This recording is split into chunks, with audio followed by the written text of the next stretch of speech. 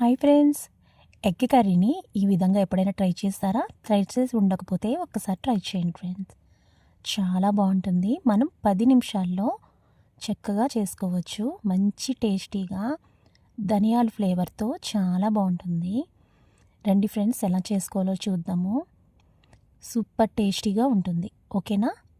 దానికోసం మనకి చూసారా ఏమేమి కావాలో చూద్దాము. ఒక 5 ఎగ్స్ మామూలుగా ఉడకబెట్టుకోకుండా పక్కన పెట్టుకోండి. ఆనియన్స్, పచ్చిమిర్చి, అలాగే కరివేపాకు, టమాటా.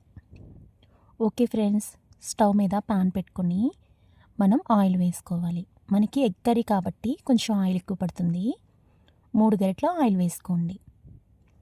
ఆయిల్ వేసిన తర్వాత ఆనియన్స్ వేసుకోవాలి. ఆనియన్స్ ఇలా చిన్న చిన్న ముక్కలుగా కట్ చేసి వేసుకుంటే మనకి తొందరగా ఫ్రై అయిపోతాయి. అలాగే ఒక 3 పచ్చిమిర్చి వేసుకోండి. కొంచెం కరివేపాకు కూడా వేసుకోండి.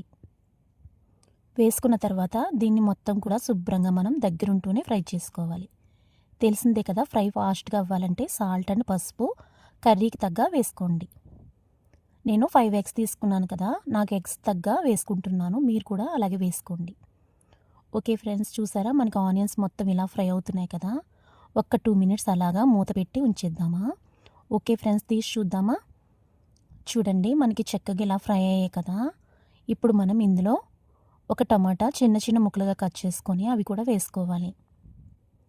వేసుకున్న తర్వాత మొత్తం కూడా శుభ్రం కలుపుకొని మళ్ళీ 2 మినిట్స్ మూత పెట్టి వదిలేసేయండి. చూడండి ఫ్రెండ్స్, టమాటా కూడా శుభ్రంగా మనకి స్మాష్ అయిపోయింది.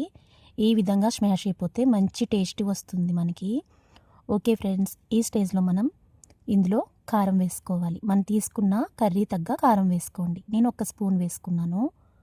దాన్ని కూడా శుభ్రంగా ఆనియన్స్ పట్టేలాగా మనం ఫ్రై చేసుకోవాలి. ఫ్రై అయిన దాంట్లో ధనియాలు అప్పుడప్పటికే మనం చక్కగా కచ్చాబచ్చాగా చేసుకోవాలి. ఎక్కువ పౌడర్ కాకుండా ఆ విధంగా చేసుకుంటే సూపర్ టేస్ట్ ఉంటుంది ఫ్రెండ్స్. ఈ టేస్ట్ని ఎవ్వరు ఇది చేయలేరు, అంత పర్ఫెక్ట్గా ఉంటుంది. చాలా బాగుంటుంది. ఇప్పుడు మనం కొంచెం గ్రేవీగానే రావాలి మనకి, ఎందుకంటే ఎగ్స్ మనం బ్రేక్ చేసి వేస్తాం కదా. వాటర్ ఈ విధంగా వేసుకోండి. వేసిన తర్వాత మొత్తం కూడా కలుపుకొని సాల్ట్ చెక్ చేసుకొని ఈ స్టేజ్లో వేసుకుంటే సరిపోతుంది. మనం మూత తీసి చూద్దామా? చూసారా ఈ విధంగా బాయిల్ అవుతుంది కదా. ఇలా బాయిల్ అవుతున్నప్పుడే మనం చక్కగా ఇందులోని ఒక 5 ఎగ్స్ నేను తీసుకుంటున్నాను. నేను తీసుకున్న ఎగ్స్ అన్నీ కూడా బ్రేక్ చేసి వేసుకుంటాను. మనం చక్కగా దాన్ని అలా బ్రేక్ చేసి వేసుకుంటే సరిపోతుంది.